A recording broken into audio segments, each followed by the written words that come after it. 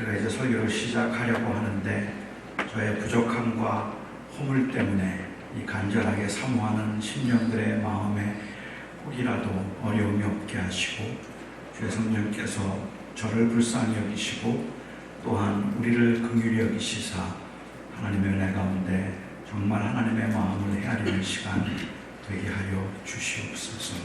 예수님의 이름으로 간절히 기도합니다. 네. 제가 가끔 받는 질문 중에 하나가 사람이 정말로 바뀔 수 있는가 하는 질문입니다. 제 설교를 듣고 변하는 사람들이 있는가 하는 것이고, 가르치면 가르치는 대로 교인들이 지키는가 하는 질문입니다. 사람은 참 바뀌지 않습니다. 거의 모든 사람들이 다 바뀌기를 원한다고 하는데 바뀌었다는 사람들은 그렇게 많지 않습니다. 조금은 바뀔 수 있다고 하더라도, 아주 약간 바뀐다고 하더라도 그 마음 중심에는 여전히 변화가 없는 것을 안타까워하기도 하죠.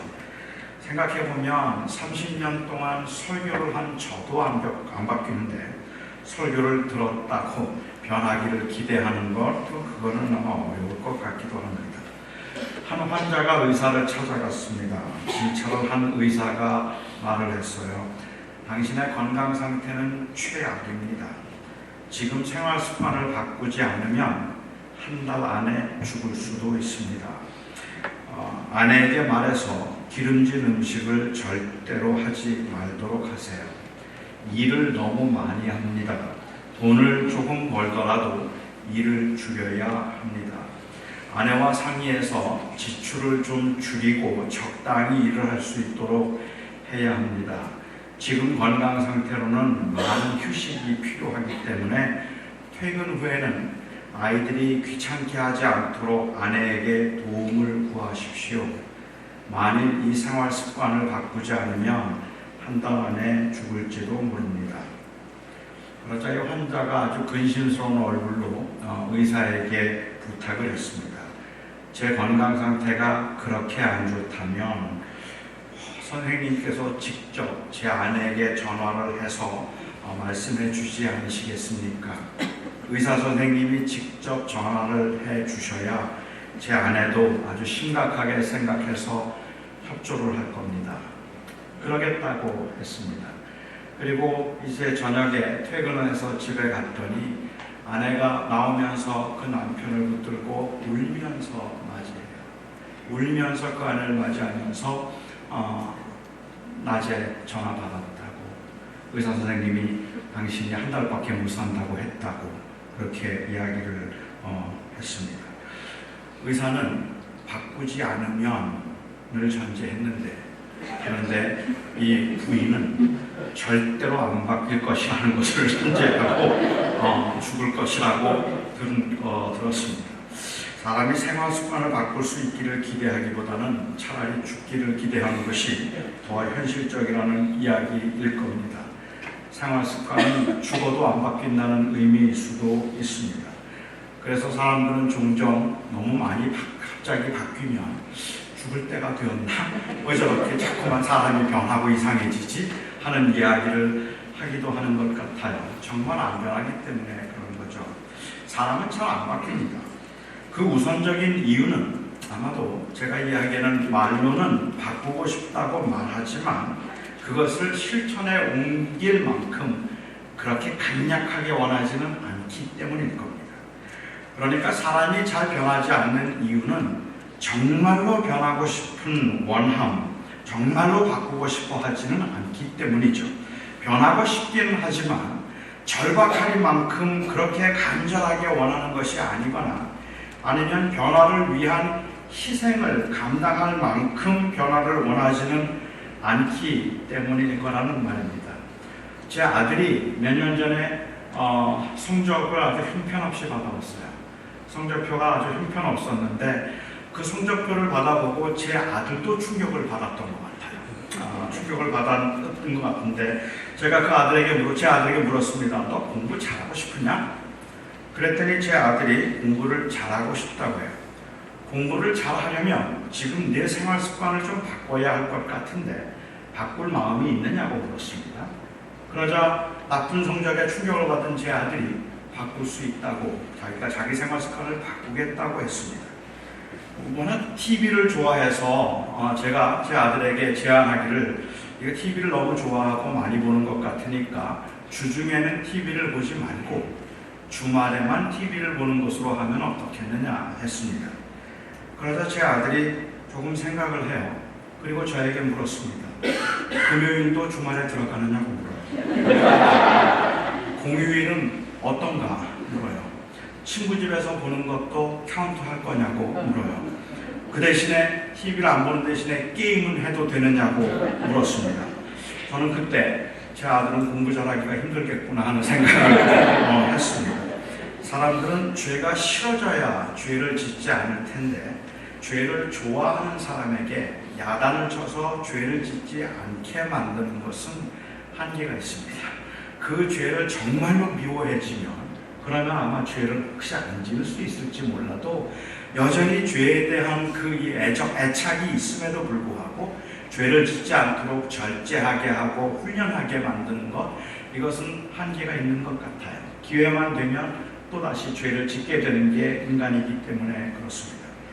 목회를 시작하고 얼마 지나지 않았을 때 사람들이 저에게 목회가 많이 힘드냐고 물으면 저는 그 목회는 그렇게 힘들지 않다고 말했습니다. 사실 저는 목회를 어렵다고 생각한 적도 없었고 그리고 목회를 그렇게 어렵게 하지도 않았습니다. 목회라는 것이 성경을 교인들에게 성경을 가르치고 설교를 준비해서 설교를 하고 상담이 필요한 사람들에게 제가 상담을 하는 것이라고 생각한다면 저는 지금도 목회는 그렇게 어려운 건 아니라고 말할 수 있습니다. 목회를 제가 잘한다는 말이 아니라 잘하는가 못하는가와는 별개로 그것은 그냥 제가 혼자 하면 되는 일이기 때문에 그렇습니다. 설교를 준비하고 성경 공부를 준비해서 설교를 하고 성경 공부를 하는 것은 제가 하면 되는 일이니까 그러니까 지금도 그렇게 어렵다는 생각이 들지는 않습니다. 그런데 시간이 지나면 지날수록 목회는 정말 절망적으로 힘들다는 생각을 합니다. 목회는 절망적으로 힘들다는 생각을 하게 되는데 문제가 많아서 힘든 것도 아니고 교인들이 어렵게 만들어서 힘든 것도 아닙니다. 다른 사람들보다 일을 더 많이 하기 때문에 힘든 것도 아닙니다. 설교의 목적과 목회의 목적이 잘 가르치는 것이라고 한다면 그것은 제가 하기 나름이라고 말을 하겠는데 설교의 목적이 가르쳐서 지키도록 하기 위함이라면 아직 변화에 대한 간절함이 없고 현재의 그 상태에 안주하고 즐기려고 하는 사람들을 설교로 바꾸는 것은 가능해 보이지 않기 때문에 그렇습니다. 정말로 그 말씀을 듣고 바뀌고 싶다는 간절한 마음이 있어도 어려운데 그냥 나는 별로 관심이 별로 없는데 지금 굉장히 좋은데 아직도 나는 마음이 그렇게 사모하는 마음도 별로 없다는데 그런데 설교를 통해서 그 마음을 움직여서 사모하게 만들고 그 사모함으로 변화된 삶을 살아갈 수 있도록 만드는 일은 정말 성령께서 돕지 않으신다면 이것은 현실적으로 불가능하다는 생각이 들기 때문에 저는 이 목회는 절망적으로 어렵다라는 말을 하게 되는 거죠. 그런데 여러분, 현실은 이것보다 훨씬 더 심각합니다. 변화를 진심으로 원한다 할지라도 변화를 가능하게 할 능력이 사람에게는 없는 것처럼 보이기 때문에 그렇습니다. 다시 말하면 사람들에게 자기를 바꾸고 싶은 의지가 있다고 하더라도 그 바꿀 수 있는 능력이 사람에게 없다는 말입니다. 이게 더 심각한 현실인 것 같아요. 심지어 변했다고 말하는 사람들도 사실은 변해가는 과정에 있는 것 뿐이지 어느 정도의 시간이 지나고 나면 다시 또 제자리로 돌아가는 것 같더라는 말입니다. 이 사람이 이제 변했네, 많이 변했어 라고 했던 사람이 충격적일 만큼이나 다시 또 제자리로 돌아가 있거나 아니면 또 여전히 힘들어하고 흔들리는 모습들을 볼 때 그럴 때 우리는 좀 절망하기도 한다는 말이죠. 저는 그런데 인간이 가지고 있는 능력은 이거는 정말 절망적이라고 생각하는 건 원해도 바꿀 능력이 없어요. 회심은 인간의 죄성을 없애지 못합니다. 그러니까 내가 거듭났다고 해서 내 안에 있는 죄성이 사라지는 게 아니라는 말입니다. 은혜는 우리로 하여금 죄를 물리치고 다시는 죄를 짓지 않게 만들 수 있는 능력을 우리에게 주지 않습니다. 오히려 은혜는 그 가운데, 그 연약함 가운데 주를 더욱 붙들게 만들 뿐입니다. 은혜 많이 받은 사람들이 실망하고 힘들어하는 이유가 있다면, 이번 부흥에서 내가 은혜 정말 많이 받고 결심하고 눈물로 하나님 앞에 회개했는데, 그런데 안 변해요. 그렇게 은혜를 받았다고 말을 하더라도 실제로 하나님께서 은혜를 주실 때 그 은혜를 통해서 그 사람이 전격적으로 변화될 수 있는 능력을 부여하신다면 좋겠는데, 은혜를 통해서 하나님은 능력을 주시지 않습니다. 그래서 제가 즐겨하는 말이기는 하지만, 은혜는 사람으로 하여금 그 일을 할 수 있게 만드는 것이 아니라 하지 않을 수 없게 만드는 영향일 뿐입니다. 그러니까 우리는 정말로 하고 싶다는 마음은 있는데도 안 돼요. 능력이 안 되기 때문에. 죄를 안 짓고 싶어요. 그런데 죄를 안 지을 수 없는 것은 우리 안에 여전히 죄성이 있기 때문에 그렇다는 말입니다. 정말로 너무 힘들고 괴로워서 사람을 미워하고 싶지 않아요. 모든 사람들을 사랑하고 싶고, 원수가 할지라도 그냥 잊어버리고 사랑하고 싶은 마음이 생기는 그런 마음은 간절한데도 막상 얼굴을 보면 달라지는 거예요. 막상 그 문제에 처하고 나면 나는 다시 옛날로 돌아간 것처럼 그렇게 원망과 미움이 생기는 것이 우리의 모습이기 때문에 그렇다는 말입니다. 은혜를 받고 깨달음이 있었던 그때는 정말로 변하고 싶다는 마음이 간절했는데, 속절없이 그냥 무너져버리는 자신의 모습을 보면서 원한다고 될까? 정말 내가 열심히 한다고 될까? 하는 의문을 갖게 되는 것 같습니다.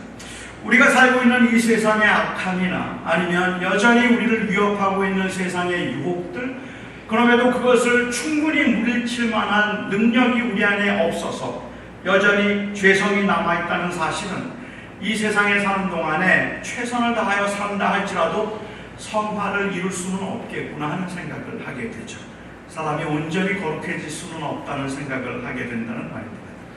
느헤미야서 오늘 본문 말씀을 보면 이 느헤미야 때에 예루살렘에서 엄청난 부흥의 역사가 있었습니다. 오늘 본문은 이 부흥이 일어났을 때, 그 부흥을 경험할 때 발생한 일들을 기록하고 있는데, 거기에 몇 가지 획기적인 일들이 일어났어요. 이들에게 부흥이 일어났을 때 제가 보기에는 굉장히 감격스러운 일 중에 하나가 있다면, 그 부흥으로 인하여서 이들이 에스라를 청한 겁니다. 에스라를 청하여서 에스라에게 다시 말씀을 좀 전해달라고, 말씀을, 율법을 강론해달라고 부탁을 한 것입니다. 에스라가 아직 거기에 살고 있었습니다. 그런데 여러분 한번 생각해 보시기 바랍니다. 에스라가 누구입니까? 15년 전 황폐하고 그리고 또한 부패했던 예루살렘에 와서 개혁을 주도했던 학사요 제사장이 바로 이 에스라라는 사람이라는 말입니다. 에스라가 그곳에 와서 15년 전에 하나님의 말씀을 선포했을 때 그 백성들이 얼마나 울었던지, 그 백성들이 얼마나 통곡을 하면서 하나님 앞에 돌아왔던지, 그동안에 이방신을 섬기고 안식일을 제대로 지키지 않고 율법대로 예배를 하지 아니하고 그야말로 세상에 물들어서 세상대로 그냥 살았던 것을 가슴을 치며 후회했습니다. 놀라운 부흥의 역사가 그곳에 일어나서 이방 여인들과 결혼했던 사람들은 다 이방 여인을 돌려보내기도 했고, 다시 안식일을 지키고 예배가 회복되는 놀라운 일들이 일어났어요. 그 일을 하기 위해서 그 백성들은 가슴을 치면서 회개하고 하나님께 돌아왔습니다. 15년 후 느헤미야가 그리고 그 지도자들이 에스라를 청했을 때 아마 그 자리에 모여있던 사람들 중에는 15년 전에 거기 있었던 사람들 많았을 겁니다. 15년 전에 그때 같이 울었던 사람들 많았겠죠. 하지만 언제부터인지 그들은 그 은혜를 잊고 살았습니다. 눈앞에 놓인 시련과 그리고 유혹을 감당할 수가 없어서, 자신들의 마음속에 있었던 그 욕심을 거두어낼 수가 없어서 그들은 하나님과의 언약을 잊어버린 채, 은혜를 잊어버린 채 그냥 그들은 그렇게 쓰러져 버렸던 겁니다. 처음에 가졌던 죄송함, 처음에 가졌던 이 죄책감도 시간이 지나면서 점점점 무뎌지기 시작하고 그 모였던 수천 명, 수만 명의 사람들 중에 점점 한 명씩 두 명씩 세상을 향해 나아갔습니다.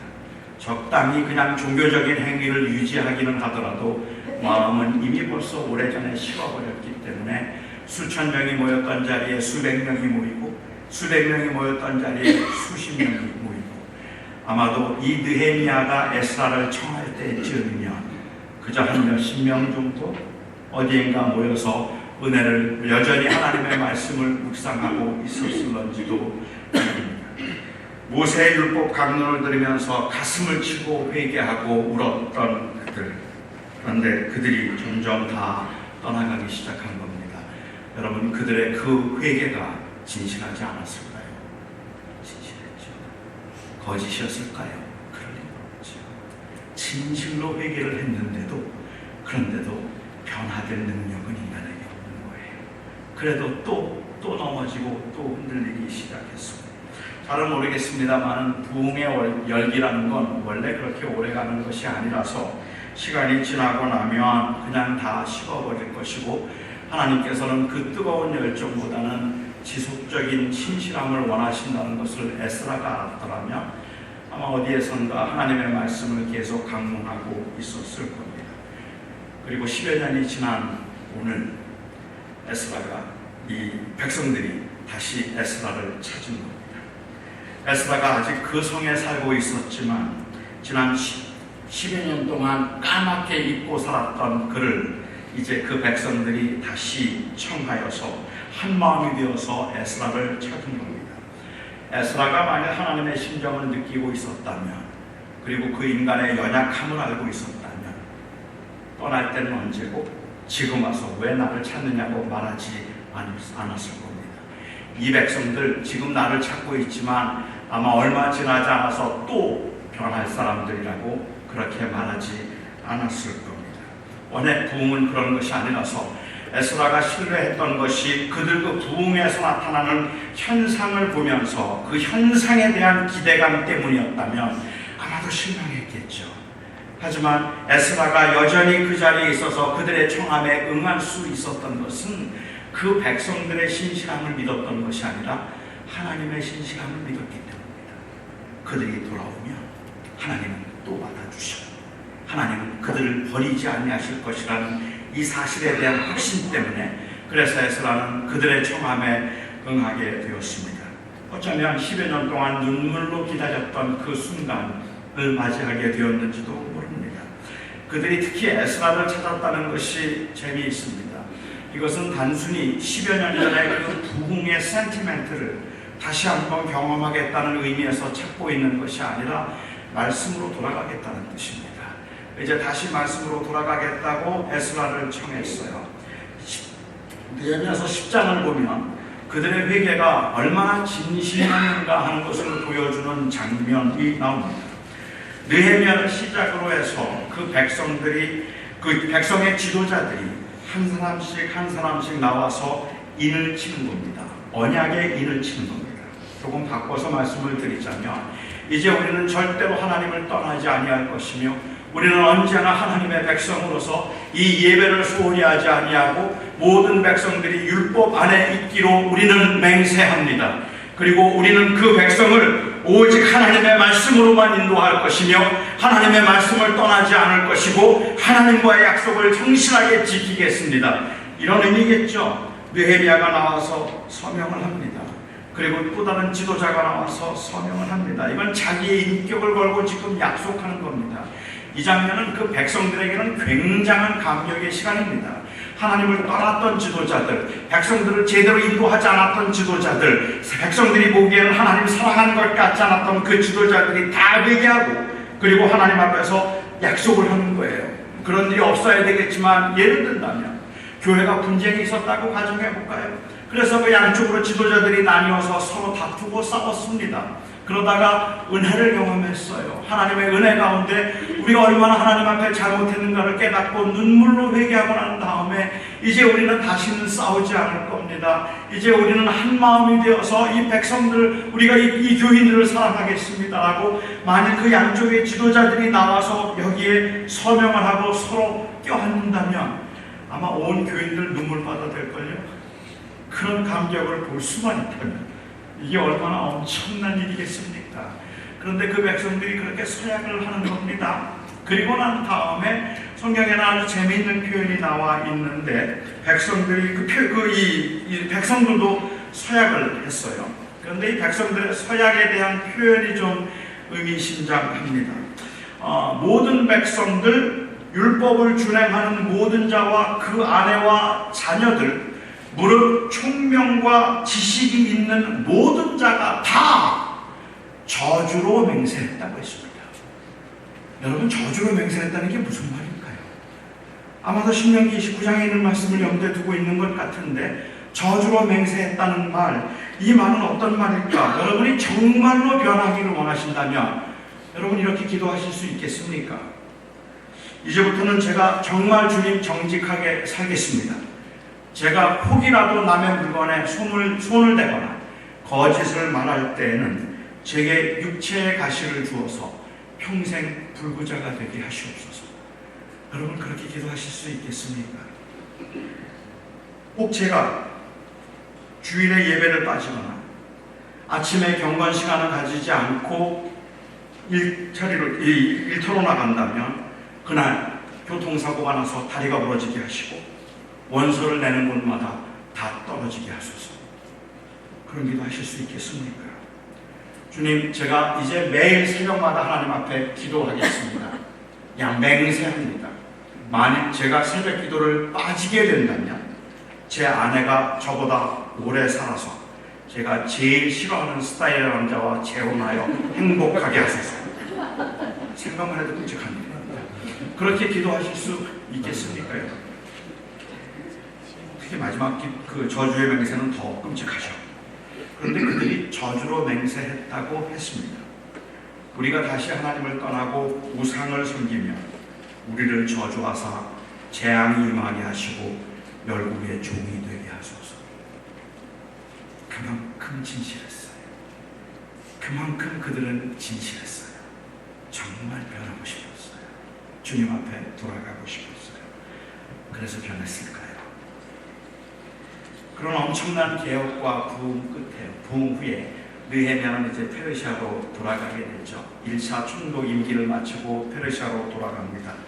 돌아가면서 당시 대제사장이었던 엘리야십을 불러서 간곡하게 부탁합니다. 이 백성이 하나님을 떠나지 않게 하시고 예배에 소홀히 하지 않도록 좀 해주십시오. 아무 걱정하지 마세요. 그때만 하더라도 걱정 마세요. 우리 하나님 절대로 떠나지 않습니다. 그리고 느헤미야는 돌아갔습니다. 아마도 7년쯤 후에 혹은 10년쯤 후에 두 번째 이 총독의 임기를 이제 그가 맡아서 다시 예루살렘에 돌아오게 되었는데, 그렇게 돌아왔을 때 유다 백성은 옛날 모습으로 그대로 돌아가 있었어요. 예배도 사라져버렸습니다. 더 이상은 그들은 제사도 하지 않았고, 그리고 안식일도 지키지 않았고, 그리고 또 이방인들과 결혼을 하면서 그야말로 문란하기 이를 데 없는 삶을 다시 살고 있었어요. 얼마나 화가 났을까요? 얼마나 실망스러웠을까요? 변하지 않는 사람들의 모습을 볼 때, 그리고 변하지 않는 자기의 모습을 볼 때 사람들은 낙심하게 됩니다. 설교를 처음 듣고 은혜를 받을 때만 하더라도 정말로 내가 잘해볼 수 있을 거라고 생각했는데 한 번 넘어지고 두 번 넘어지고 세 번 넘어지고 몇 번을 넘어짐을 반복하다 보면 사람들은 낙심하게 됩니다. 이렇게 낙심했을 때 보이는 현상이 저는 크게 두 가지라고 생각을 하는데, 하나는 타협이고 또 다른 하나는 체념입니다. 어차피 사람은 변하지 않는 거니까 열심히 정직하게 살 필요가 있을까 싶어서 그냥 대충 모양만이라도 갖추고 살자는 생각이 들거나, 아무리 해도 안 되는 거 하면 뭐하나 싶어서 그냥 교회를 떠나버리거나, 둘 중에 하나가 된다는 말입니다. 교회 타락한 현실을 보면서 처음에는 개혁을 말하지만, 그렇지만 현실적으로 가능해 보이지 않을 때 사람들은 대충 그냥 기득권 안에서 안주하는 게 낫겠다는 생각으로 형식적인 종교 생활에 만족하게 되거나, 아니면 이런 교회 다니면 무슨 소용이 있는가 싶어서 그냥 교회를 떠나고 신앙을 포기해버리거나, 둘 중에 하나가 나타나더라는 말입니다. 그래서 사실은 더 열정과 뜨거움을 가지고 하나님을 섬기는 사람들보다는 그냥 대충이라도 믿음을 지키며 교회 생활을 하는 것에 만족하는 그러한 경우가 발생하거나, 그런 모습들을 다 못마땅하게 생각하는 사람들은 아예 신앙생활을 하지 않게 되는 거죠. 청년들이 열심히 기도를 하고, 청년들이 뜨겁게 전도를 하고, 그리고 아주 힘을 내면 교회 어르신들이 종종 하는 말 중에 청년들의 마음을 참 아프게 만드는 말들이 있어요. 그 말들은 단순히 자기들을 반대해서 아프게 하는 말이 아닌데, 현실적으로 맞는 이야기이긴 하지만 마음을 아프게 하는 이야기는 뭔가 하면, 나도 청년 때는 다 얼마나 열심히 했는데 나도 청년 때는 소나무 2개는 뽑았을걸, 그렇게 열심히 기도하고 정말 뜨겁게 하나님 섬겼고 교회를 위해서 물불 가리지 않았어. 그런데 그거 다 별거 아니야. 그 말이 청년들에게는 속상한 말이에요. 그리고 우리에게도 속상한 말이에요. 아니 그거 아닌데 왜 그냥 체념해버렸을까? 아니면 왜 그냥 적당히 타협하고 있는 걸까라는 생각을 하게 되죠. 전혀 변하지 않는 모습을 보면서 느헤미야는 어떤 반응을 보였을까요? 그는 타협하지도 않고 포기하지도 않았습니다. 제가 느헤미야에게서 고마움을 느끼는 장면은 그 모습을 보면서 이 인간들 안 되겠네, 그냥 페르시아로 돌아가 버리거나, 아니면은 이거 뭐 해도 안 되는 건데 그냥 여기서 내 임기 동안 적당히 좀 지내고 그냥 가자, 이렇게 생각했더라면 아마도 저에게는 굉장히, 저도 실망스럽기도 할 텐데, 제가 고맙게 여겨지는 것은 느헤미야가 불같이 화를 내고 있는 겁니다. 너무너무 화를 내는 거예요. 느헤미야가 1차 그 총독 기간에 성벽을 쌓기 위해서 왔을 때, 그때 느헤미야를 괴롭히던 사람들이 도비야라고 하는 사람이었습니다. 그리고 산발랏이라고 하는 사람이었어요. 이 도비야라고 하는 암몬 사람이 굉장히 느헤미야를 괴롭혔는데, 2차 총독 임기를 맡아서 돌아왔을 때, 그때 도비야가 성전 금고를 맡고 있었어요. 성전의 재정을 관리하고 있는 사람이 되어 있더라는 말입니다. 그래서 성전에 그 방을 하나 얻어서 그 방 안에서 그 성전에 들어오는 헌금들과 그리고 그 재산을 관리하는 일을 하고 있었더라는 말입니다. 어떻게 그렇게 할 수 있었을까? 그 이유는 도비야의 그 친한 그 측근이었던 산발랏의 산발랏의 사위가, 이 엘리야십이라고 하는 제사장의 증손자가 사위가 되어 있었어요. 진척이 되어버린 거예요. 야합을 한 겁니다, 여러분. 그리고는 그냥 그 자리를 도비야에게 넘겨주는 거예요. 도비야가 그 자리에 앉고 난 다음에 제사장들에게 생활비를 주었을까요? 레위인들에게 생활비를 주었을까요? 아니요. 다 떠나가기 시작했어요. 모두가 다 자기가 착복을 했기 때문에 그런 겁니다. 제가 이해하기에는, 제 생각했을 때 이 시간적으로 보면 구약의 이 구속사적인 의미에서 보면 구약의 맨 마지막이 말라기서 4장입니다. 그런데 시간적으로 보면 제가 보기에는 맨 마지막 장은 느헤미야서 13장이라고 저는 생각해요. 그러니까 느헤미야서 13장에 있는 내용들을 보면 이렇게 백성들이 다시 하나님을 떠나서 제사도 하지 않고 그 제사로 하도록 하기 위해서 레위인과 그리고 이 제사장들에게 주어야 될 사례를 주지 않아서 제사장도 떠나고 레위인도 떠나고 예배를 할 수 없는 상황이 되었을 때, 그때 나타났던 선지자가 바로 말라기입니다. 그래서 말라기 선지자는 그 백성들에게 이 11조를 강조하죠. 이 11조를 강조하는 것은 단순히 하나님 앞에 복을 받는 비결을 말하기 위한 것이 아닙니다. 이것은 11조 하면 복 받는다, 하나님께서 11조 하는 사람들에게 복을 주신다는 이야기를 하고 있는 것이 아니라, 복 받는 공식을 말하고 있는 것이 아니라 그들이 회개하고 돌아오는 길을 말하고 있는 거예요. 다시 11조를 해서 그래서 다시 그 성전에 다시 11조를 함으로 제사장들이 돌아오게 하자, 레위인들이 돌아오게 하자, 그래서 예배를 회복하자. 결국은 그 핵심은 예배를 회복함에 있는 것이지 어떻게 못 받는가 하는 것에 있는 게 아닌데, 우리는 이 11조가 마치 이 땅에서 잘되고 못 받는 비결로 주님께서 그 말씀을 하신 것처럼 오해하더라는 말입니다. 그거 아닙니다. 제가 이해하는 바로는 오히려 그들이 하나님께 돌아와서 다시 하나님과의 관계가 회복되도록 하는 방법이었죠. 그래서 말라기 선지자는 그렇게 외쳤고, 느헤미야는 돌아오자마자 그렇게 예배가 다 엉망이 된 것을 보고, 도비야가 그 자리를 떡하니 차지하고 앉아있는 것을 보고, 또 이 느헤미야는 그 도비야의 세간들을 모두 다 상 밖으로 집어 던졌습니다. 그 방 밖으로 모두 다 집어 던지고 있는 모습이 저에게는 고맙단 말이에요. 포기하지 않아주어서 고맙단 말이에요. 그런 상황에서도 낙심하지 않고 좌절하지 않고 끝까지 또 해보겠다는 말 아닙니까? 그래서 그것을 다 던져버리고, 그리고 이방인과의 혼인을 금하고 안식일을 다시 제정하고 예배를 다시 회복하는 일들을 다시 하고 있는 겁니다. 이거 다 15년 전에 했던 일입니다. 10년 전에 했던 일입니다. 그런데 느헤미야는 또 그 일을 하고 있는 거예요. 느헤미야가 도대체 뭘 믿고 그 일을 하고 있었을까요? 이렇게 변하지 않는 사람들을 보면서 느헤미야가 그렇게 또 불같이 화가 내면서 다시 예배를 회복하려고 몸부림을 치고 다시 그 백성들의 도덕적인 그런 그 회복을 기대하고 있었던 것은 이번에는 이 백성들을 잘하게 만들 수 있다는 그러한 확신이나 자신이 아닙니다. 느헤미야가 믿었던 것은 하나님의 신실함입니다. 하나님은 아직도 이 백성을 버리지 않았다. 하나님은 하신 약속을 절대로 버리지 아니하셔서 이들을 또 돌이키실 거다. 그 믿음이 있었기 때문에 느헤미야는 포기하지 않았던 거란 말입니다. 우리는 그래서 이 느헤미야 13장은 이스라엘 백성들이 다시 하나님께 돌아오는 장면으로 끝납니다. 이게 구약이 마치는 장면인 것처럼 보여지지만 시간적으로 우리는 그 다음 결과를 너무 잘 알죠. 그들은 또 넘어졌습니다. 그들은 또 하나님을 떠났습니다. 그리고 그들에게 예수 그리스도께서 오셨습니다. 누가 열심을 내면 예언하듯이 말할 수 있습니다. 그거 얼마나 가나 보자. 아니 이번에는 정말 달라.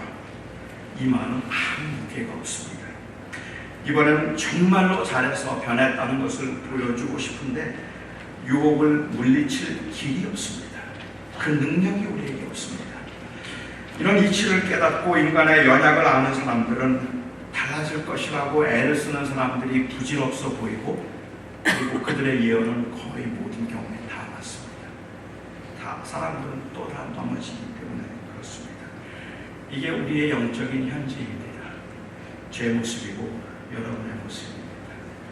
좀 괜찮은 것 같아도 사실은 아마 여기 계신 거의 많은 분들이 옛날에 비하면 많이 쉬고 많이 냉랭해졌고 별로 감정도 느낌도 없이 그냥 버겁게 믿음 생활을 하는 분들이 어쩌면 더 많을지도 모르겠다는 생각이 들어요. 이런 현실에서 사람들을 가르쳐서 지키게 한다는 게 도대체 무슨 의미가 있을까요?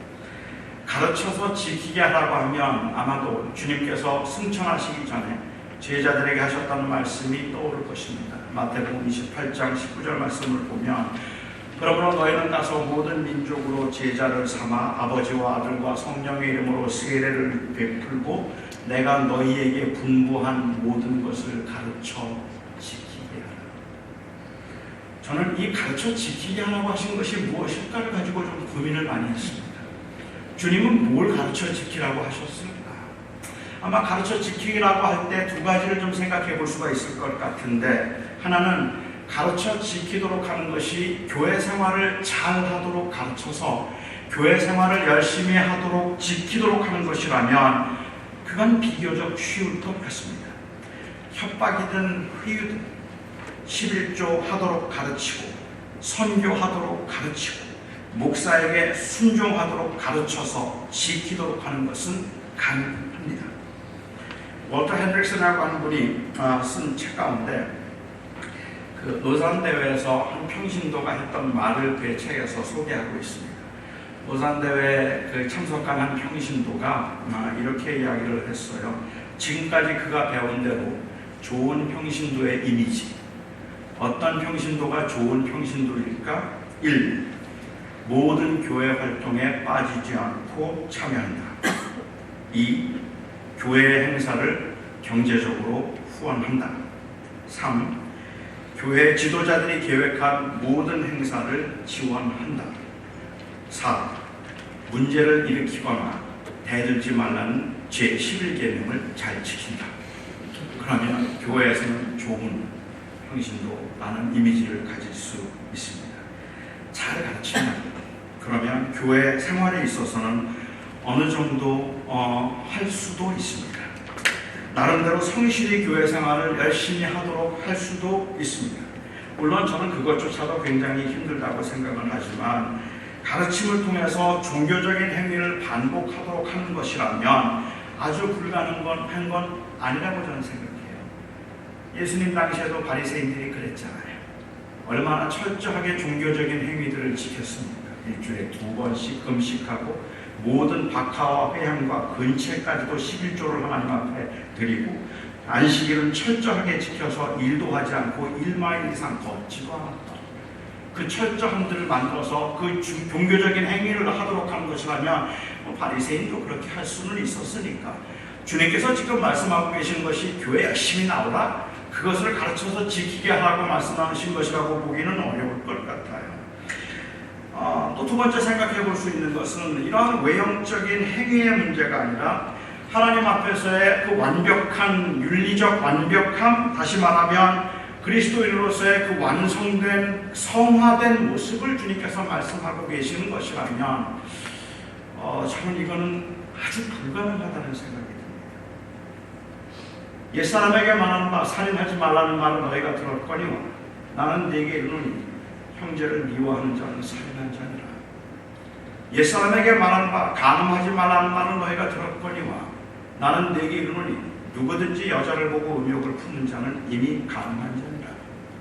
옛사람에게 말하는 바 이웃을 사랑하라는 말을 너희가 들었거니와 나는 네게 이르노니 원수도 사랑하라. 하실 수 있습니까? 하실 수 있습니까? 이거 우리가 열심히 한다고 주님이 원하시는 이 도덕적 혹은 윤리적 그 기준에 이를 수가 있겠는가 말입니다. 어느 아이가 닭을 한 마리 키웠습니다. 이 닭이 알을 잘 낳을 수 있도록 최선을 다했습니다. 그리고 마침내 닭이 알을 낳았어요. 그런데 알이 너무 작은 거예요. 그래서 실망을 했어요. 이 실망한 소년이 밖에 나가서 뭔가를 사가지고 페이퍼백에 넣어가지고 왔습니다. 그리고는 그 페이퍼백에 있던 것을 꺼내서 닭 앞에 내놓았어요. 타조알을 보였어요. 타조알을 꺼내서 그것을 그 닭에게 보여주면서 Take a good look and try harder. 이것 좀 잘 봐. 그리고 조금 더 노력해봐. 그런데 여러분, 닭은 타조알을 아무리 들여다봐도 타조알을 낳지 못합니다. 우리가 예수님을 본받아야 되겠다고 아무리 노력을 해도 우리는 예수님처럼 못 됩니다. 예수님처럼 살 수가 없어요. 아마도 우리는 거기서부터 낙심하게 되는 것인지도 모르겠다고 생각합니다. 저는 주님께서 가르쳐 지키게 하는 것은 이런 윤리적 완벽에 이르도록 하라는 것을 말씀하고 계시는 건 아니라고 생각합니다. 물론 저는 윤리적 가르침의 필요성을 인정하고 교회 생활에 있어서의 훈련의 필요성도 인정합니다. 가르쳐야죠. 하지만 주님께서 가르쳐 지키도록 하라고 하신 것은 이것들을 가르쳐 지키라고 하신 것이 아니라고 생각을 해요. 인생의 불행은 어제 제가 말씀드린 것처럼 자기 스스로 주인됨에서 비롯된 것이고 이제 하나님의 아들 예수 그리스도를 통해서 우리가 다시 하나님의 자녀가 되므로 하나님의 다스림을 받아서 비로소 자유하게 되었다는 것이 복음입니다. 우리 스스로 주인이 되어서 나를 어떻게 하면 조금 더 행복하게 만들 수 있을까? 내가 어떻게 하면 조금 더 성공적인 인생을 살 수 있을까 해서 몸부림을 치지만 그 인생의 모든 노력들을 다 허무한 것으로 돌아가게 만드는 것이 바로 죽음이잖아요. 그래서 인간은 절대로 자유할 수도 인간은 절대로 행복할 수도 없기 때문에 자기 스스로 주인이 되어서는 행복해질 수 없는 인간들을 예수 그리스도를 통하여서 하나님의 자녀가 되므로 다시 진정한 그 삶을 회복할 수 있도록 만드신 것이 바로 복음이란 말이에요.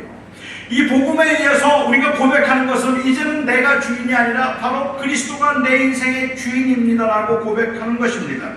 그래서 우리가 스스로 주인 되어서 살려는 이 끊임없는 유혹과 강력한 세속 가운데서 우리는 예수 그리스도만을 의지하도록 가르쳐야 하는 겁니다. 가르쳐 지키게 아니라 어떤 윤리적인 완성을 이루도록 하는 것이 아니라 사실은 예수 그리스도의 복음을 끝까지 지키는 것입니다. 다시 말하면 인간은 도저히 할 수 없다는 그 절망적인 상태에 대한 인정을 하고 하나님이 아니면 안 된다는 생각으로 하나님을 붙들게 만드는 것이 바로 가르쳐 지키도록 하는 것이라는 말입니다. 가르쳐 지키라는 말은 하나님 처음 못합니다예요. 우리가 가르쳐야 하는 것은 우리는 할 수 없습니다. 그래서 내가 살 수 있는 길은 오직 예수밖에 없습니다. 그래서 그 주님을 붙들고 저는 살 수 있습니다. 주님만이 내 생명입니다. 그래서 그 예수가 아니면 인생에게는 아무런 소망이 없어서 끝까지 예수를 붙들고 가게 만드는 것이 바로 가르쳐 지켜야 할 복음의 메시지라는 겁니다. 윤리적인 어떤 완성을 이야기하고 있는 것이 아니라 바로 이 은혜에 대한 인정과 그 은혜 때문에 하나님을 붙들고 연약함에도 불구하고 쓰러짐에도 불구하고 여전히 그 하나님의 신실함 때문에 우리가 그 앞에서 꾸준히 그 주님을 바라보고 살아가는 삶이라는 말입니다. 제가 믿기에 느헤미야가 다시 개혁을 시작할 수 있었던 것은 그 백성을 향해서 하신 그 하나님의 약속의 신실하심에 대한 믿음 때문이었습니다. 이 백성을 하나님께서 택하셨으니 버리지 아니하실 것이다.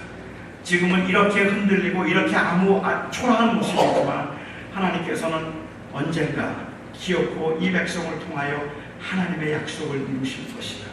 그 믿음이 있었기 때문에 그는 페르시아에 있으면서 술관원이라는 아주 고급 관직에서 혼자 떵떵거리며 살 수 있었음에도 불구하고 예루살렘을 찾아올 수 있었고, 그 이스라엘 백성들의 끊임없는 배신과 그리고 또한 끊임없는 좌절에도 불구하고 여전히 그는 그 개혁의 일을 계속할 수 있었단 말입니다. 그것은 이번에는 달라가 아니에요. 이번에도 똑같을지라도 하나님의 신실하심 때문에 나는 또 한다 하는 그 믿음이었다는 말입니다. 그러니까 저는 어떻게 살아야 하는지를 가르치지 말아야 한다는 말을 하고 있는 게 아닙니다. 저는 목사에게 그리고 부모에게 가르침의 본질은 복음이어야 한다는 것을 말하고 싶은 겁니다. 아니, 교회 생활을 어떻게 해야 되는지 가르쳐야 되겠죠. 그러니까 교회 안 나와도 됩니까? 그러니까 선교 안 해도 됩니까? 성경 읽지 않고 기도 안 해도 됩니까? 그냥 하나님만 의지하면 아무것도 하지 않아도 되는 겁니까? 가르쳐야죠. 알아야죠. 배워야죠.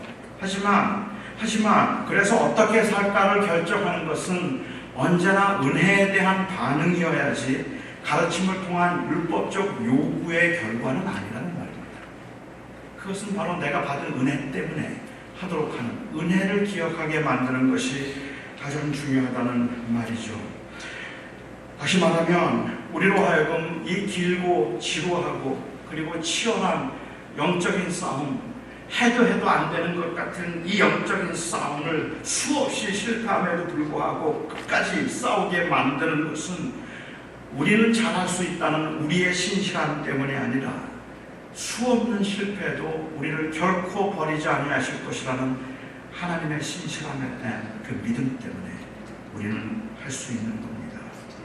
왜 이 세상이 이렇게 혼란스러운지, 왜 악인이 형통하는지, 왜 의롭게 살려고 하는데 그렇게 받쳐주지를 않는지, 왜 인생은 살면 살수록 더 버거워지고, 왜 인생은 살면 살수록 더 힘들어지는지 알 길이 없어서 답답하지만, 이러한 상황들은 사실은 하나님의 약속보다는 세상의 풍조와 세상이 약속하는 것들을 더 신뢰하게 만드는 아주 강력한 유혹이 있기는 하지만, 그럼에도 불구하고 저와 여러분이 지금 이 자리를 지키고 있는 것은 우리의 능력이나 아니면 주변에 믿을 만한 그러한 확실한 성공적 증거들 때문이 아닙니다.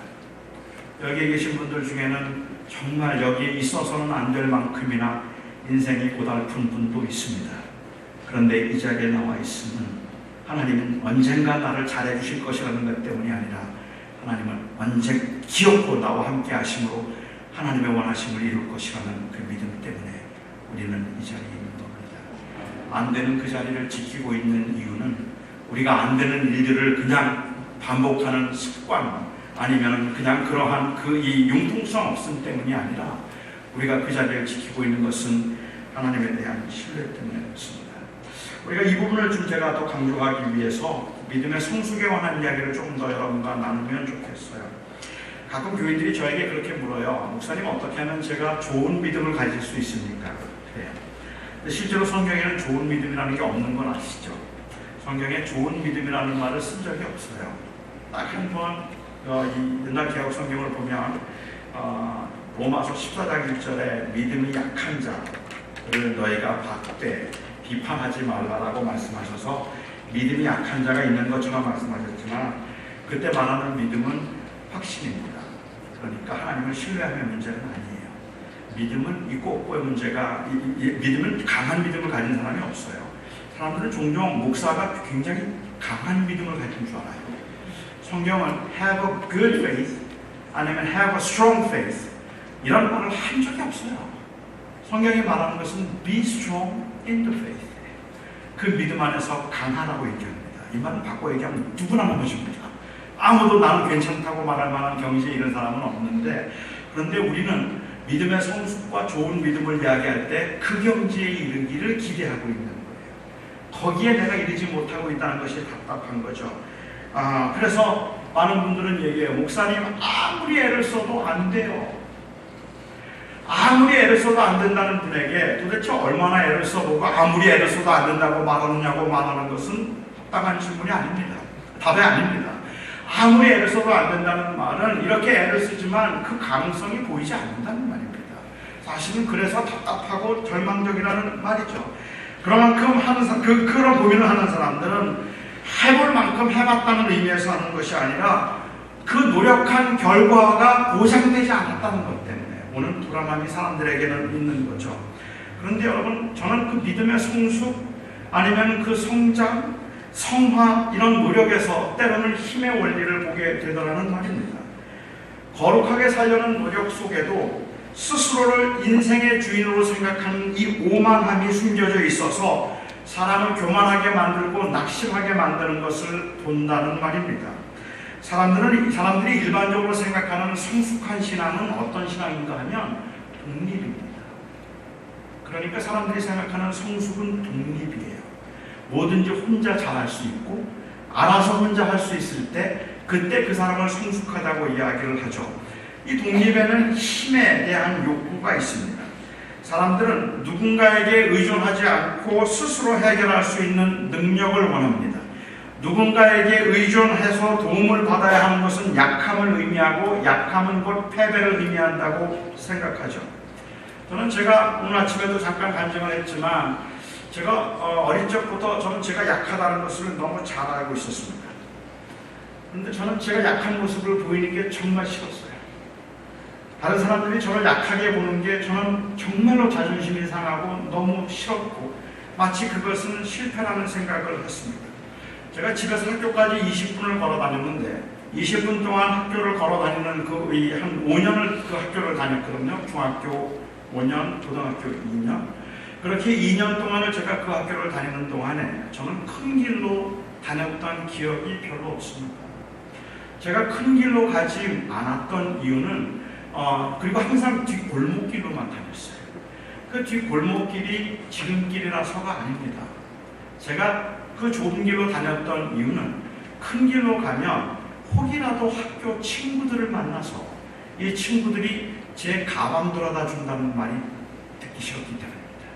저를 보고 내가 가방 들어다 줄까? 자기들이 보기에는 제 모습이 안 된 거예요. 그러니까 가방 들어다 줄게 하고 가방 들어다 줄까라고 묻는 그 순간에 저는 제 약함이 마치 들키기라도 한 것처럼 그게 너무 싫은 거예요. 어쩌다가 제가 길을 가다 넘어졌을 때 제 친구들 중에 깍깍 거리면서 그거 뭐야 바보처럼 거기서 왜 넘어졌느냐고 말해주는 사람이 저는 더 고마웠어요. 와서 치근한 듯이 안 된 듯이 어떻게 하면 좋지? 일으켜 세워주고 괜찮아 묻는 사람은 저의 약함을 마치 다 말하고 있는 것 같아서 오히려 웃어주는 친구들은 차라리 저를 똑같이 취급해주는 것 같아요. 사람은 다 넘어지는 건데 너도 이렇게 왜 바보처럼 그렇게 실수를 해서 넘어졌니? 하고 말해서 저를 비장애인으로 보는 것처럼 보였기 때문에 그게 저는 좋은 거예요. 그냥 와서 불쌍한 듯이 막 얘기해주고 이러는 게 너무 싫죠. 저는 제가 살아가는데 누군가를 의존하고 누군가의 도움이 얼마나 절실하게 필요한 것을 알고 있음에도 불구하고 도움을 요청하는 이것은 패배라고 생각을 했고 다른 사람들에게 무시를 당하는 일이라고 생각을 했기 때문에 그렇습니다. 이렇게 계단을 올라올 때 제가 사람들에게 제 손을 잡아달라고 말하기 시작한 건 그리 오래되지 않습니다. 저는 누군가 제 손을 잡아줘서 걸어가야 되는 것이 저에게는 굉장히 자존심이 상하는 일이었기 때문에 그랬던 거죠. 지금은 많이 달라지기는 했습니다만 이런 걸 상처라고 부를 수도 있고 피해의식이라고 혹은 자존심이라고 부를 수도 있겠지만 사실은 저는 아직도 사람들에게 약해 보이는 것을 잘 견디지를 못합니다. 그런데 이건 저만의 문제는 아닐 것 같아요. 우리 모든 사람들이 다 약해 보이는 것을 싫어하죠. 그것이 영어 때문이든 아니면 그것이 건강의 문제이든 때로는 그게 학식의 문제이든 혹은 돈의 문제이든 내가 남들보다 좀 약하다는 것은 못 견디게 우리를 자존심 상하게 만드는 일들이라는 말입니다. 그래서 사람들은 강하지 않으면 강하게 보이기라도 하고 싶어 합니다. 모든 사람들은 힘을 원하죠. 재력도 권력도 누군가를 의존하지 않고 스스로 모든 문제를 해결하고 남을 다스릴 수 있는 힘을 가리키는 겁니다. 이게 바로 원죄에서부터 비롯된 죄성일 텐데 저는 이 믿음의 성숙에 있어서도 죄성이 작용하고 있다는 것을 느끼고 있습니다. 그러니까 우리가 기대하고 있는 성숙한 사람은 어떤 사람일까? 여러분은 어떤 사람이 되고 싶은 걸까? 내가 믿음 생활을 하면서 정말 성숙한 사람이 되었다면 어떤 사람일까? 웬만한 유혹이나 시험에는 끄떡도 하지 않는 사람입니다. 아침에 일어나서 성경을 읽고 1시간 기도하는 것은 언제나 즐거움이고 성경은 언제나 꿀송이보다 달아요. 그래서 성경을 펴서 성경을 읽으면 그게 너무 감동스럽고 너무 좋아서 그냥 오늘은 2시간만 읽자 그랬는데 이제 그만 읽어야지 하면 벌써 아침이 되고 또 밤새도록 읽었네. 이거 절제가 안 돼서 큰일 났네. 그냥 그렇게 성경 읽는 게 너무 꿀송이보다 달다는 다윗의 고백이 딱 내 고백이다. 이럴 수 있으면 좋겠는데 우리는 성경을 읽을 때 그 성경이 꿀송이보다 단 적은 거의 없고요. 성경을 읽을 때 오는 잠이 그렇게 꿀송이보다 달 수가 없죠. 그게 우리의 문제인 것 같아요. 그런데 우리가 원하는 성숙함은 말씀을 읽으면 항상 말씀에 감동이 있는 모습, 몸이 천근만근인데도 선교 이야기만 하면 얼굴이 화색이 돌고 가슴이 뛰는 그런 모습. 아무리 재정적으로 쪼들려도 돈 때문에 걱정하는 일은 없어요. 항상 마음이 편안하고 그리고 항상 마음은 그냥 늘 잔잔해서 은행 잔고가 바닥이 나도 그래도 별로 걱정이 안 됩니다. 돈 떨어졌다고 파타임이라도 좀 찾아야 되겠다고 안절부절하고 있는 제 아내가 그냥 불쌍할 뿐이에요. 아이고, 하나님께 맡기면 되는 거예요. 주님이 다 알아서 해주실 텐데 그런 걸 가지고 걱정을 저렇게 하나 싶은 생각이 들죠. 그래서 저는 저를 위해서는 기도할 게 별로 없어요. 너무 만족스럽고 은혜가 너무 감사하기 때문에 저를 위해서는 기도할 게 별로 없어요. 제 기도는 늘 그렇습니다. 늘 이렇습니다. 하나님, 저는 아무래도 좋습니다. 이제는 주님, 제 걱정은 안 하셔도 됩니다. 세상에 있는 것들 때문에 저 흔들리거나 이러지 않습니다. 어떤 유혹이 와도 저는 끄떡없습니다. 저는 흔들리지 않을 겁니다. 저는 가난해도 불편해도 원망하거나 아니면 제 마음속에 근심이 있거나 이런 일 없을 겁니다. 저는 주님 때문에 너무너무 행복해요. 그런데 주님, 마음이 너무 아파요. 내 옆에 있는 형제가 너무 불쌍해 보여요. 저는 너무 지금 은혜가 감사하고 그냥 모든 게 주님의 은혜라서 저는 그냥 마치 구름을 떠다니듯이 이렇게 기쁘고 좋은데 그런데 주님, 여기 목회하고 있는 저 강 목사는 왜 저렇게 불쌍해 보이지? 뭐 저렇게 얼굴에 근심이 가득 많고 뭐가 저렇게 마음속에 복잡한 것들이 많은지 얼굴이 완전히 사갔어요. 주님, 저 형제를 불쌍히 여기셔서 주께서 저 형제에게 은혜를 주시고 힘을 주시고 제발 저에게도 믿음을 주셔서 이러한 이 사역을 하면서 근심하거나 걱정하거나 염려하지 않고 담대하게 사역을 할 수 있도록 저 강 목사에게 주께서 믿음을 더하여 주시옵소서. 저요? 제 걱정 안 하셔도 돼요. 저는 언제나 아시잖아요. 전 주님 한 분이면 됩니다. 저는 그러니까 문제 없어요. 그냥 3년 동안 썸 한 번 없는 저 형제를 주님께서 불쌍히 여겨주셔서 좋은 여자 만날 수 있게 해주시고, 아직도 직장을 못 찾아서 저렇게 전전긍긍하면서 그냥 두려워하고 있는 저 친구를 불쌍히 여기셔서 믿음을 더하여 주시옵소서. 저는 없어도 있어도 가난에 처하나 빈곤에 처하나 저는 언제나 주님 한 분이면 됩니다. 여러분은 이런 거 원하시는 거죠? 성숙한 믿음의 상태란 바로 이런 상태. 그래서 아무 걱정 없는 그런 상태. 이게 성숙한 모습일까요? 혹시 여러분도 이런 모습의 사람이 되고 싶으세요? 글쎄요. 능력 있는 목사 만나서 잘 배우면 그렇게 될 수 있을지, 아니면 너무 답답하고 힘들 때 기도원에 가서 한번 능력 체험하면 그러면 내가 그 단계에 이룰 수 있을지, 사람들은 그 단계에 이르기를 기대하는 것 같기는 해요. 믿음 생활하면서 우리가 답답해하는 건 이 단계에 이르지를 못하고 자꾸만 제자리로 돌아가는 것 같다는 겁니다. 또 제자리고 또 제자리고 또 제자리고. 그래서 우리는 답답해하는 것 같습니다. 그런데 제가 이야기에 가르쳐 지키라고 하는 것은 그러한 그 경지에 이르도록 하라는 말이 아니라는 말입니다. 오히려 진정한 의미에서의 성숙은 제가 이야기하는 독립이 아니라 철저한 의존입니다. 다시 말하면 믿음이 성숙해지면 성숙해질수록 우리가 할 수 있는 고백은 주님, 저 이제 주님이 안 도와주셔도 잘할 수 있어요가 아니라 주님, 하면 할수록 주님 없이는 합도 못 살겠어요. 주님 아니면 한 시간도 못 버티겠어요. 주님이 저를 떠나시면 저는 아무것도 아니에요. 그러니 하나님께서 저와 함께 해주시고 저를 붙들어 주셔서 주님이 아니면 제가 아무것도 아닙니다. 주님, 어쩌면 이렇게 철저하게 무능하고, 어쩌면 이렇게 철저하게 죄악되고 세상의 유혹 하나도 제대로 이길 수가 없으니 이 인간이 도대체 뭡니까?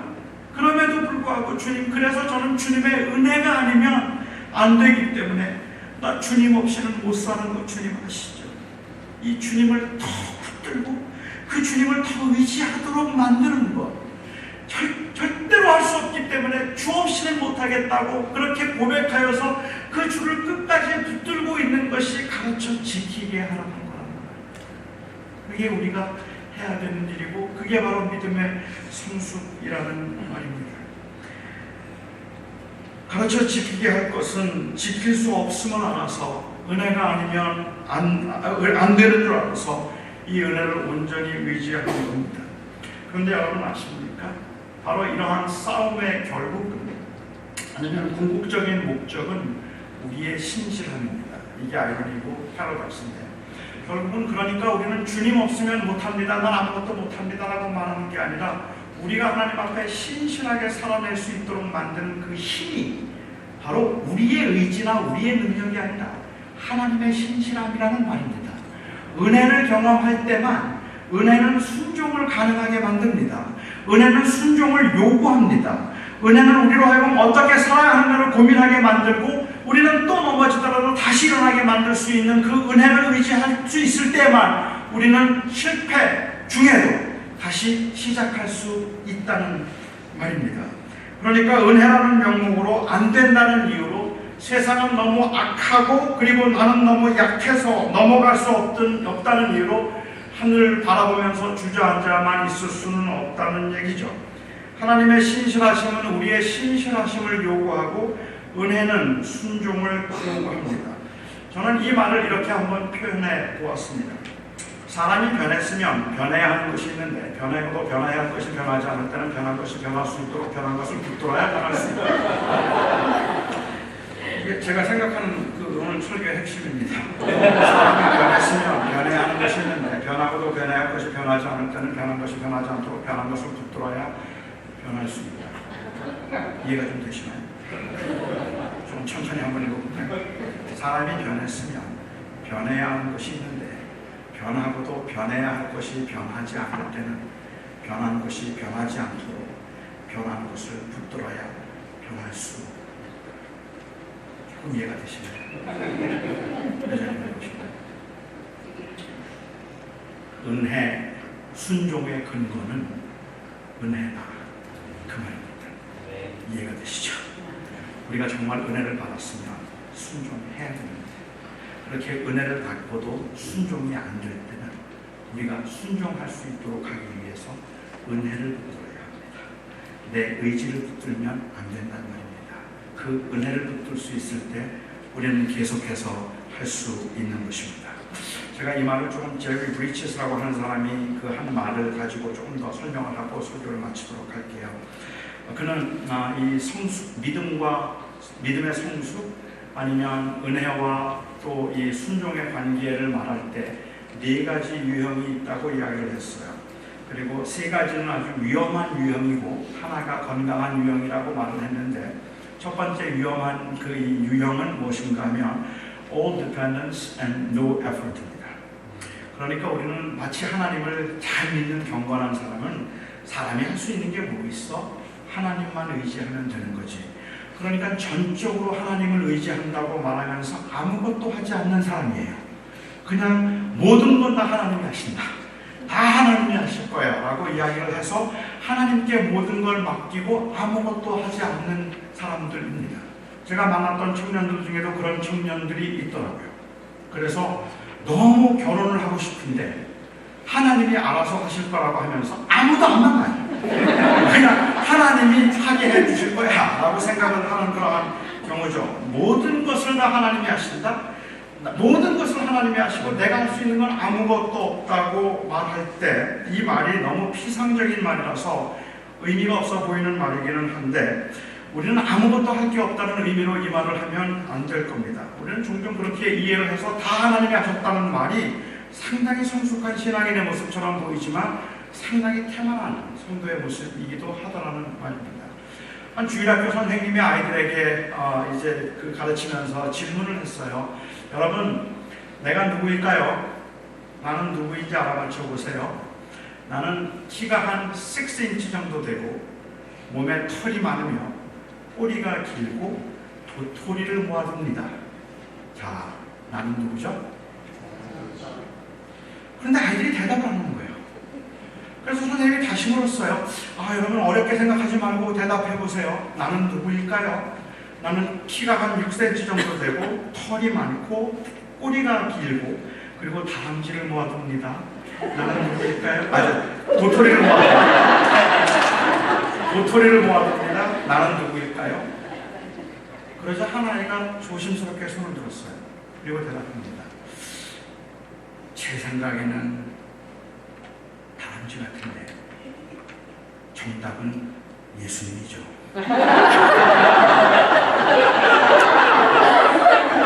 이 아이는 교회에서 질문을 하면 언제나 답은 예수님이라고 그랬어요. 이 물은 누가 주셨을까요?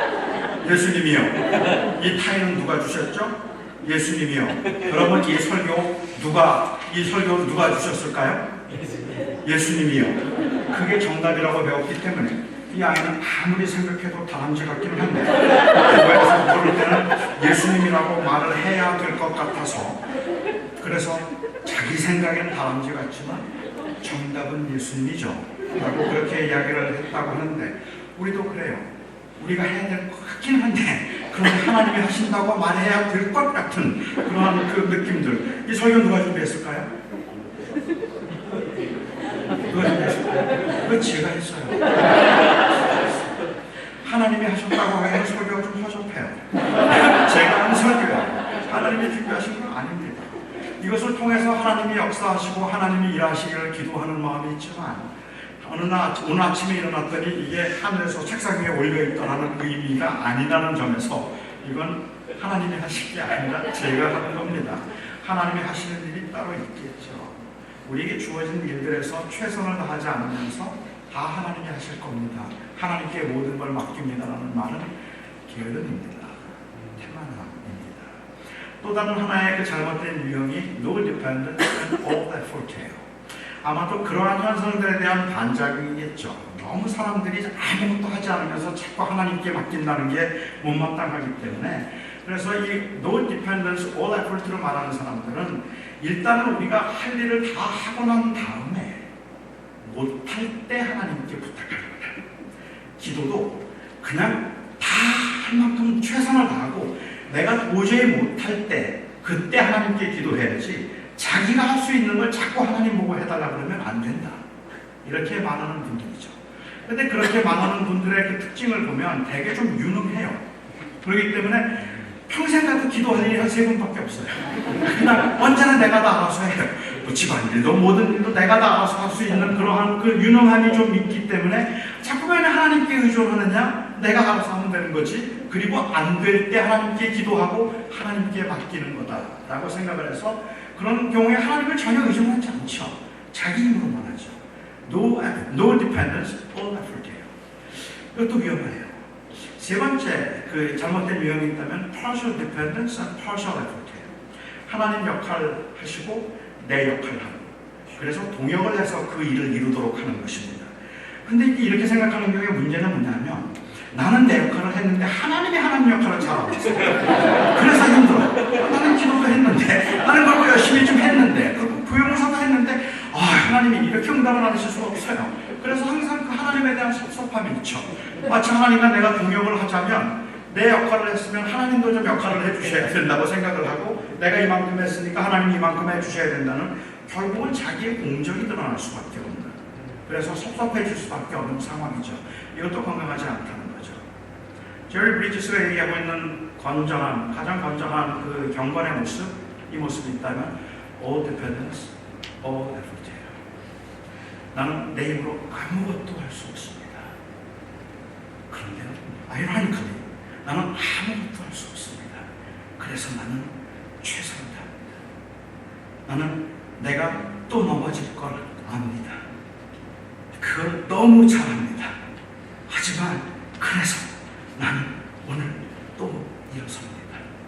은혜 때문에, 내가 할 수 있는 것이 아니기 때문에, 하나님이 하시는 것이기 때문에 내가 최선을 다해서 살아갈 수 있도록 만드는 그 근거는 나는 할 수 있다는 게 아니라 하나님은 나를 버리지 않을 것이라는 그 신실함에 대한 확신 때문이라는 말입니다. 그러니까 결국은 전적으로 하나님을 의지하여서 나는 못합니다라고 말하는 사람들이 일어날 수 있다는 말입니다. 주님께서 말씀하시는 것처럼 누구든지 형제를 미워하는 자는 살인하는 자고, 그리고 여자를 보고 음욕을 품는 자 이미 가늠한 자니라. 주님에게 물으세요. Can you do it? 할 수 있어요? 전 못해요. No Lord, I can't. 저 못합니다. 저 못합니다. 저는 그렇게 못 삽니다. 그리고 주님이 말씀하시죠. So I died for you. I did it for you. 그래서 내가 너를 위해서 죽었어. 그리고 내가 너를 위해서, 그래서 내가 대신했다. 그 은혜를 말씀하신 주님이 우리에게 다시 물으십니다. So, would you do it? 한번 해볼래? Can you? 할 수 있느냐는 질문에 우리는 할 수 없다고 밖에 대답을 못하지만, 그래도 그 은혜 때문에 해볼래 하면, 하나님 저 매일 넘어지는데 안 되지만 해볼게요. 또 한 번 해볼게요. I would, I can't, but I would. 이게 성도들이 순종하며 살아가는 삶의 모습이라고 저는 생각합니다. 느헤미야가 낙심하지 않았던 이유는 이번에는 받을 거라는 그 이유 때문이 아니라 하나님의 신실하심 때문에 또 넘어지더라도 저는 절대로 주저앉아 있지 않을 겁니다. 난 또 일어섭니다. 그리고 나는 또 갑니다. 하나님 앞에 신실하게 내가 살아야 되는 그 이유는 바로 나를 향한 하나님의 신실함 때문인 겁니다. 내 신실함 때문이 아니다. 여기 계신 분들 중에 변하지 않는다고 낙심한 분들, 아무리 애를 써도 안 변할 겁니다. 코스타를 가면 청년들이 가끔 저에게 물어요. 목사님, 코스타 오면 사람이 변해요? 그래요. 코스타 오면 사람이 변할까요? 제가 그러죠. 아니, 안 변할걸? 그럼 뭐하러 해요? 그래요. 그리고 제가 그 청년들에게 오히려 반문합니다. 그런데 안 할 수 있을까? 안 할 수 있을까? 은혜는 하게 만드는 힘이 아니라 하지 않을 수 없게 만드는 감동인 겁니다. 그러니까 안 되는 줄 아는데, 또 넘어지는 줄 아는데, 오늘 우리는 그 은혜 때문에 하나님 해볼래요? 하고 싶습니다. 또 할 겁니다. 그 자리에서 다시 일어날 수 있는 겁니다. 여러분, 힘들지만, 잘 안 변하지만 우리가 결코 낙심하지 말아야 되는 그 분명한 이유, 하나님의 신실함을 놓치지 않기를 바랍니다. 기도하겠습니다. 사랑하는 내 아버지 하나님, 저희들의 연약함 때문에, 저희들의 그 불순종함 때문에 우리는 많이 낙심합니다. 그리고 우리에게는 열심히 해야 할 자격도 없고 열심히 살아야 할 이유도 없다고 생각을 합니다만, 아버지 하나님, 우리는 오늘 은혜 때문에 다시 일어나고 싶습니다. 우리 자신을 보면 답답하고 화가 나고 속상할 만큼 잘 안 되지만, 그렇지만 우리는 그 하나님의 신실하신 예수 그리스도를 통하여서 나타난 그 은혜를 붙들고 우리는 어그러진 발과 그리고 지치고 피곤하여서 꺾인 다리를 다시 일으켜 세워보고 싶습니다.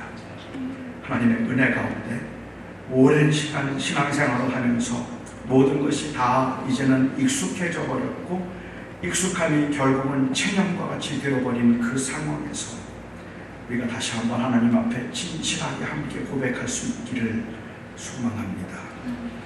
은혜 없이는 살 수 없습니다. 은혜 때문에 다시 일어납니다. 예수님의 이름으로 기도합니다. 아멘. 귀한 말씀 감사합니다. 우리 시간 김미자 집사님, 하나님께서 특성으로 영광 돌리며 우리 하나님 앞에 봉헌을 보려고 드리겠습니다.